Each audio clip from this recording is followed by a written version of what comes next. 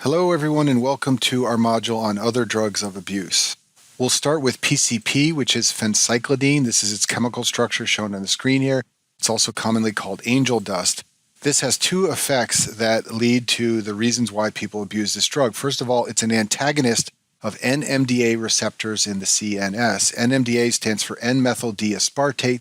These are the glutamate receptors in the central nervous system. And when you block those, that leads to hallucinations and psychosis. In addition, PCP inhibits the reuptake of dopamine, norepinephrine, and serotonin, which is also called 5-HT or 5-hydroxytryptamine. And when you block the reuptake of these neurotransmitters, you raise their levels in the central nervous system. And one of the effects of this is that it's going to increase sympathetic nervous system activity. So if you know what I've shown on this slide here, it's very easy to understand what a PCP intoxicated individual looks like. They will be hallucinating and they will have increased sympathetic nervous system activity. So the clinical features of PCP intoxication are shown on this slide. The drug is a stimulant. It also alters the mental status. Patients who are PCP intoxicated can have features of psychosis with hallucinations. They also have what's known as psychomotor agitation, which basically means that they are agitated. They're classically agitated and violent. They often get into trouble with the police because they are high on PCP.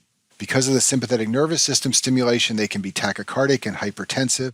When you examine them, you will often see nystagmus. These are repetitive involuntary eye movements. And then rarely these patients can go on to enter a coma or to develop seizures.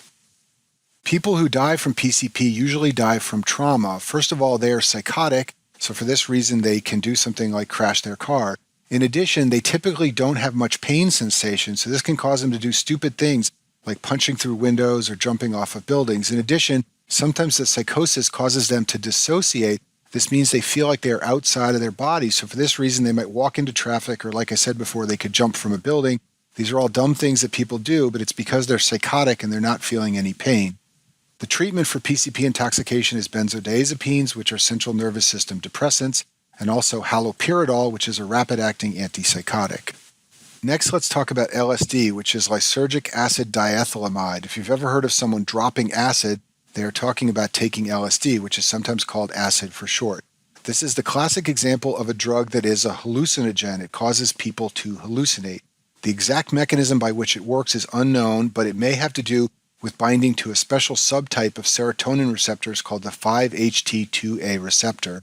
Importantly, this is not a stimulant, so contrast that with PCP. So both patients on LSD and patients on PCP may hallucinate, but only patients on PCP will be stimulated and be hyperactive and be violent. Patients who take LSD tend to hallucinate and to be more mellow.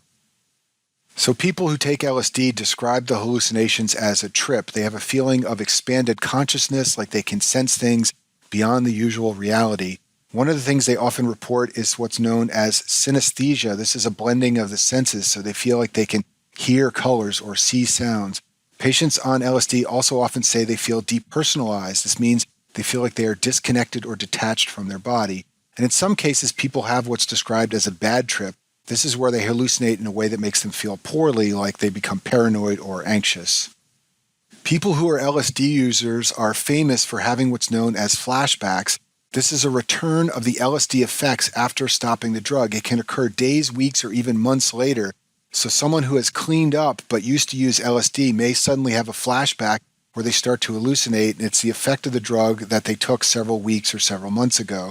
And if someone comes into the ER intoxicated on LSD, the treatment is just supportive. There's no antidote.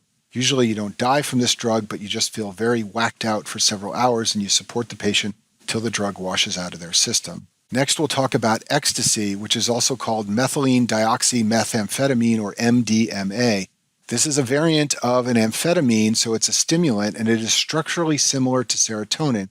This is its structure on the bottom right side of the screen here. It shares some features with serotonin, and its major effects are on serotonin activity in the brain. It can increase the release of serotonin and inhibit serotonin reuptake, so patients experience the effects of this drug largely through more serotonin activity in the brain.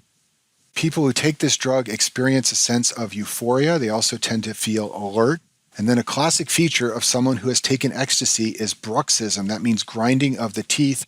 For reasons that aren't well understood, this is something that people who take ecstasy commonly do. There are a couple of dangerous effects of ecstasy. First of all, because it's a stimulant, it can cause tachycardia and hypertension. It can also raise the body temperature and cause hyperthermia.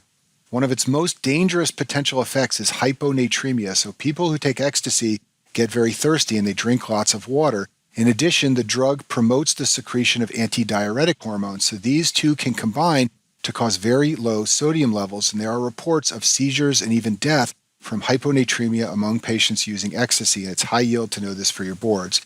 And then finally, this drug has been reported to cause hepatotoxicity, so a patient might come in who has taken ecstasy with right upper quadrant pain and increased liver function tests. The serotonin syndrome is a clinical syndrome that occurs when people have too much serotonin activity in the brain. I talk about this in the video on antidepressants because a number of antidepressants have been associated with the serotonin syndrome because those drugs work on serotonin levels, but you can also see the serotonin syndrome among people who take ecstasy. Classic triad of the serotonin syndrome is known as the 3 A's. The first A stands for agitation. That's because people with the serotonin syndrome have mental status changes. They have agitation, restlessness, and disorientation. The second A is autonomic hyperactivity. These patients are sweaty, they are tachycardic, and their body temperature will be raised. And as I told you before, you can also see this among people using ecstasy who don't have the serotonin syndrome. And then the final A is for neuromuscular hyperactivity. So their muscles tend to go haywire. So they can have tremor, they can have clonus, hyperreflexia. Sometimes if you examine them, you will find bilateral Babinski signs. The treatment for the serotonin syndrome is a drug called cyproheptadine. It's a serotonin antagonist, and it will block the effects of serotonin and limit the symptoms of the serotonin syndrome. Ecstasy withdrawal is what happens to people after they use this drug. There's a crash that is associated with being high on ecstasy. The next day after people use the drug, they often have depression and anxiety. They are often tired and lethargic. They can find it hard to concentrate, and they can have a loss of appetite. And in addition, they often have jaw soreness, and this is because of grinding the teeth when they were high. I'll finish this video by talking about marijuana, which most people call pot. It derives from a plant called cannabis. People usually smoke this drug, and the psychologic effects are from a component of marijuana called tetrahydrocannabinol, or THC. It's also called dronabinol. This substance can stimulate receptors in the central nervous system called cannabinoid receptors, and when they do, it leads to the effects of marijuana. These include a sense of euphoria, increased appetite. If you've ever met people who have been smoking pot, they're usually starving and gobbling down food. Ataxia, slurred speech, impaired judgment, and impaired cognition. Rarely it can cause anxiety or panic attacks, but usually patients have a sense of euphoria and are more mellow after smoking pot. There are synthetic cannabinoids that are available for medicinal purposes. These are pharmaceutical forms of THC or dronabinol. They're available in capsule form, and they can be prescribed to patients for 2 FDA-approved usages. The first one is chemotherapy-induced nausea and vomiting. This often helps patients who have severe symptoms related to chemotherapy. The second one is for appetite stimulation. Remember, I told you that people that smoke pot often get very hungry, so you can administer synthetic cannabinoids to stimulate the appetite in people who have wasting illnesses. This is classically used for patients with end-stage HIV and AIDS. They can lose their appetite and become emaciated, and you can use synthetic cannabinoids to stimulate the appetite and to help them gain weight. And that concludes our video on other drugs of abuse.